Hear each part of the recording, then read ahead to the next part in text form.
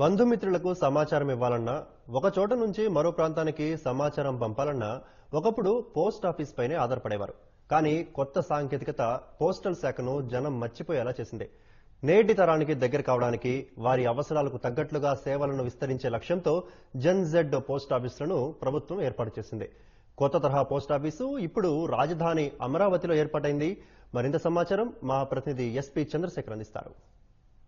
Postal కార్యాలయాలను కూడా నేటి తరాన్ని ఆకట్టుకునే విధంగా తీర్చిదిద్దేటువంటి ఆలోచనతోనే జన్జెడ్ పోస్ట్ ఆఫీసులకు కేంద్ర ప్రభుత్వం రూపకల్పన చేసింది. దేశవ్యాప్తంగా కూడా 50 పోస్ట్ ఆఫీసులను ఈ జన్జెడ్ తరహాలో ఏర్పాటు చేస్తున్నారు.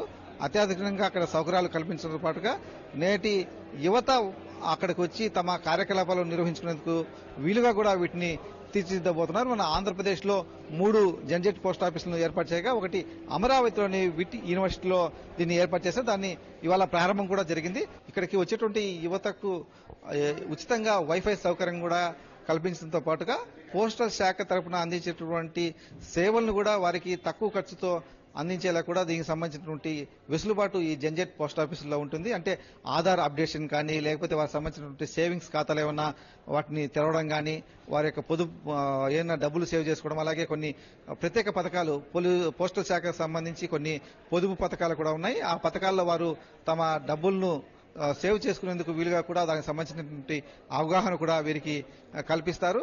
ఈ పోస్టల్ శాఖల్లో కూడా వారికి దాదాపు 10% రాయితీ కూడా ఈ జన్జెట్ పోస్ట్ ఆఫీసుల్లో యువతకు ఇస్తున్నారు.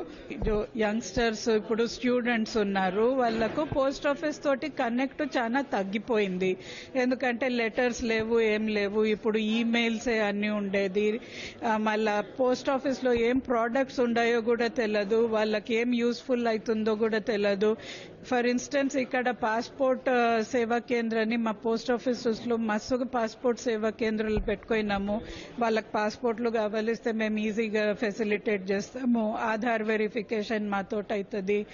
ఏమైనా చిన్న సేవింగ్ స్కీమ్స్ కూడా వాళ్ళు చేసుకోవాలంటే పోస్ట్ ఆఫీస్ ఇక్కడనే ఉంది, బ్యాంక్ కూడా ఉంది మాది, ఈజీగా పేమెంట్ చేసుకోవచ్చు. అందుకే జన్జీ పోస్ట్ ఆఫీస్ కొంచెం బాగా అట్రాక్టివ్ ఎన్వైరన్మెంట్ పెట్టి వాళ్ళకు కూర్చున్నకి స్పేస్ పెట్టి మళ్ళా పార్సల్స్ పంపించాలంటే దాంట్లో 10% డిస్కౌంట్ కూడా ఇస్తుండం మేము స్టూడెంట్స్ కు. పోస్ట్ ఆఫీస్ అంటే కేవలం లెటర్లు బట్వాటా చేయడమే కాదు, అంతకు మించి అనే తరహాలో ఈ జన్జెట్ పోస్ట్ ఆఫీసులను తీర్చిదిద్దుతున్నారు. ప్రత్యేకించి ఇక్కడికి వచ్చేటువంటి యువత కోసం కొన్ని రకాల ఆటలు ఆడుకునే విధంగా కూడా ఇక్కడ ఏర్పాట్లు ఉన్నాయి. వచ్చిన వారు కాసేపు సరదాగా ఆ పిల్లలు వారు ఆటలు కూడా ఆడుకోవచ్చు. అందుబాటులో వచ్చిన సాంకేతిక కారణంగా ఈ కామర్స్ ప్లాట్ఫామ్స్ తో కూడా ఈ పోస్ట్ ఆఫీసులను అనుసంధానం చేస్తూ ఉన్నారు. దీనికి సంబంధించి ఈ జన్జెట్ పోస్ట్ ఆఫీస్ అమరావతిలో ఏర్పాటు చేసినటువంటి ఈ పోస్ట్ ఆఫీస్ కు సంబంధించి అమరావతిలోని NID national institute of design విద్యార్థులు దీనికి సంబంధించినటువంటి డిజైన్లను కూడా రూపకల్పన చేశారు.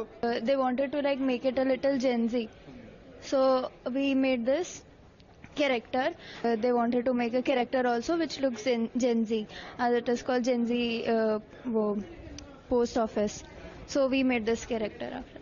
So actually this composition we made it very beautiful, but the concept which we actually wanted to show was that how a Gen Z character integrates with all of these new concepts in this modern age. ప్రత్యేకించి ఈ జన్జెట్ post ఆఫీసులన్నీ కూడా ఏవైనా university క్యాంపస్లోనే ఏర్పాటు చేస్తున్నారు. తద్వారా నేటి తరానికి ఆ పోస్టల్ శాఖను దగ్గర చేయడమే లక్ష్యంగా కూడా అధికారులు దీనికి సంబంధించిన ప్రణాళికలు రూపొందించడం ప్రత్యేకించి చెప్పుకోవాలి.